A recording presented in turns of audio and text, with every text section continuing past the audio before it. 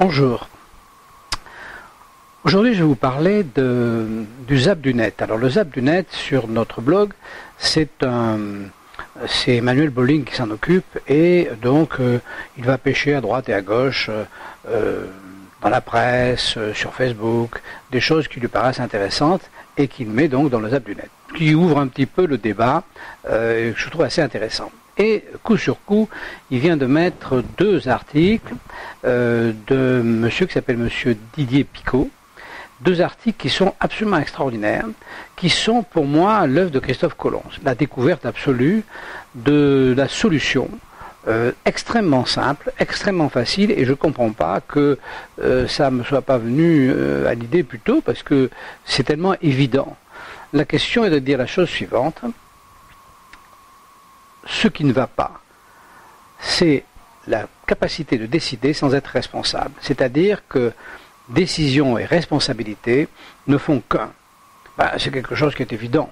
Si vous voulez, tous les jours, vous, moi, vous décidez quelque chose, et vous assumez les responsabilités.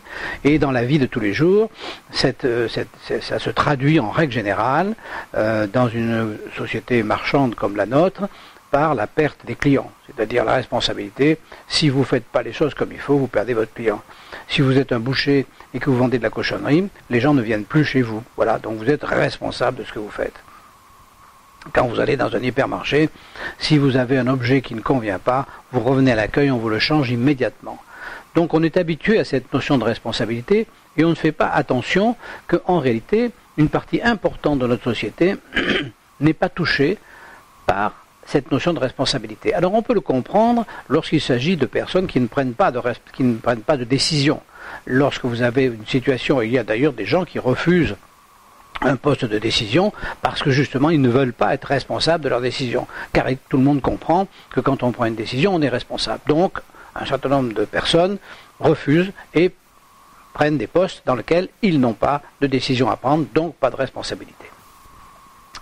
Mais le problème qu'il y a, c'est que nous avons donc toute une partie de notre société qui s'appelle les fonctionnaires, qui prennent des décisions et qui sont statutairement irresponsables. Alors je peux vous en témoigner parce que si vous voulez, lorsque j'ai commencé mes problèmes fiscaux, avant que je ne devienne une espèce de mascotte à torturer, à harceler pour les services fiscaux, qui leur permet, on est certainement plusieurs dizaines de milliers ou centaines de milliers comme ça, qui leur permet d'installer la terreur, puisque chaque fois qu'on nous pique, on crie très fort. Et donc ce cri fait peur. Vous savez, j'ai le même système à l'heure actuelle dans mon jardin, j'ai des pièges à guêpes, parce que nous avons des guêpes et des frelons asiatiques. Donc j'ai des pièges à guêpes dans lesquels les reines, à l'heure actuelle, les reines frelons asiatiques ou les reines guêpes viennent se mettre, et tout est fait pour qu'elles y restent longtemps, parce que plus elles crient, plus ça attire les autres. Bon, donc si vous voulez, voilà. Alors donc, avant que je ne devienne ce que je suis devenu par rapport au fisc, je me suis battu et j'ai été plusieurs fois au pénal me plaindre de l'attitude irresponsable, c'est le mot irresponsable des agents du fisc. Et j'ai des jugements où les magistrats me disent non, vous ne pouvez pas, on ne poursuit pas l'État, évidemment ça n'existe pas, mais on ne poursuit pas non plus les agents de l'État parce qu'ils sont irresponsables. Donc vous ne pouvez pas venir devant nous vous plaindre de quoi que ce soit. Vous n'avez pas le droit. Alors, cette irresponsabilité des fonctionnaires, mais c'était, je dirais, relativement acceptable lorsque les fonctionnaires, il y a une quarantaine d'années, ne prenaient pas de décision.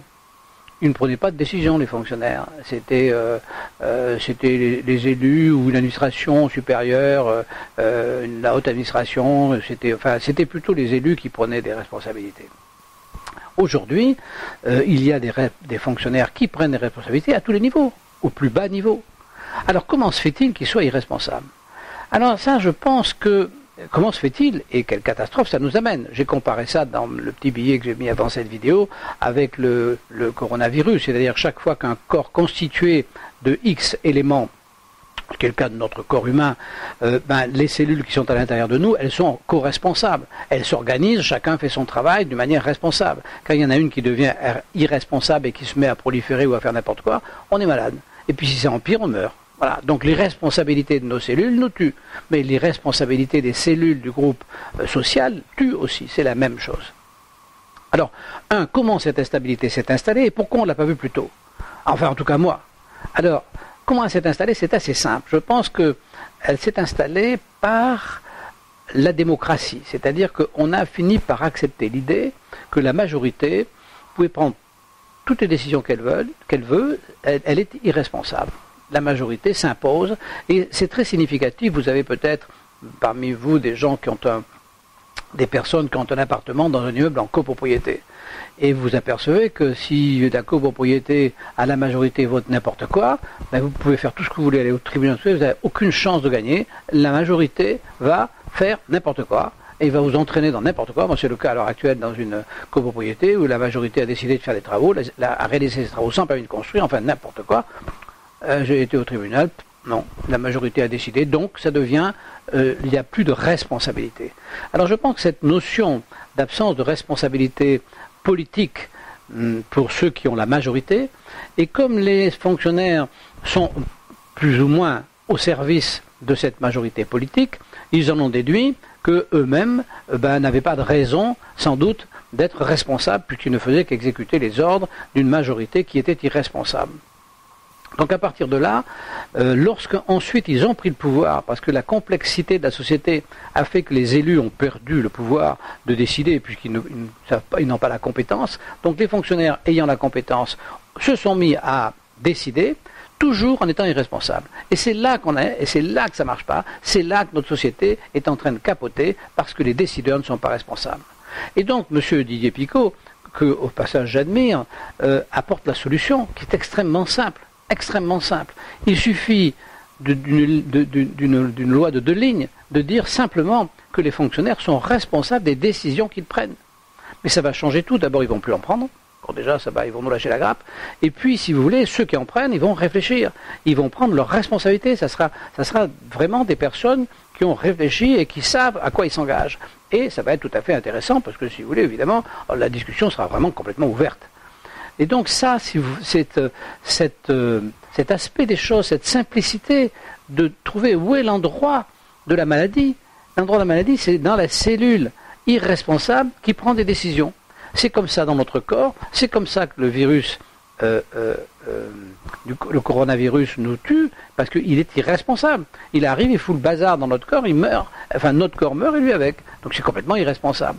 Et de la même manière, les fonctionnaires, du moins pas les fonctionnaires en tant qu'individus, entendons-nous bien, hein, que je sois très clair, parce que j'ai oublié de dire ça, mais je ne parle pas des individus eux-mêmes. Les fonctionnaires sont certainement des gens charmants comme tout le monde, hein, mais il y a des biens, des pas biens. Enfin. Mais le problème, c'est que leur statut d'irresponsabilité, c'est ça qui fait que notre société va dans le mur.